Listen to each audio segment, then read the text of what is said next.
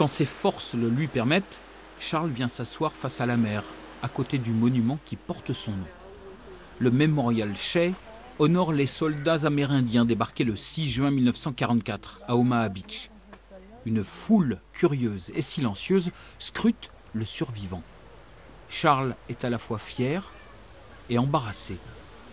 On a débarqué ici, on a eu beaucoup de morts et des blessés. Ce n'est pas agréable de repenser à toutes ces choses.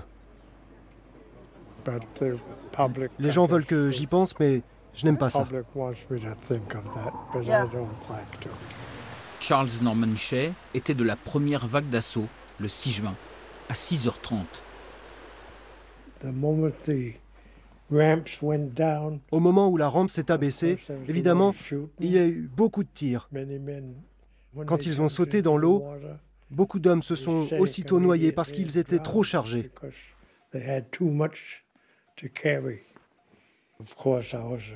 Bien sûr que j'avais peur, mais j'étais là pour porter secours et aider à sauver des vies. C'est ce que j'ai fait. L'ancien infirmier ne s'étend pas sur ses actes héroïques, ni sur les visions d'horreur qui sommeillent en lui.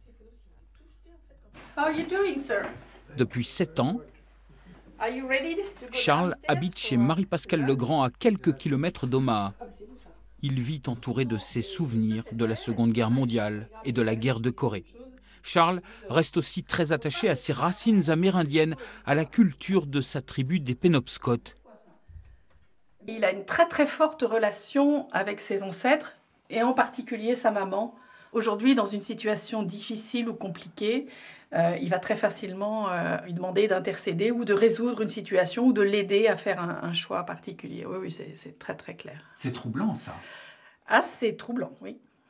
C'est certain. J'ai traversé 2 guerres et je n'ai jamais été blessé. Et j'étais toujours en première ligne. Mais je pense que les prières de ma mère m'ont permis de survivre. Elles m'ont protégé. Charles va fêter ses 100 ans et il en est persuadé, on veille encore sur lui.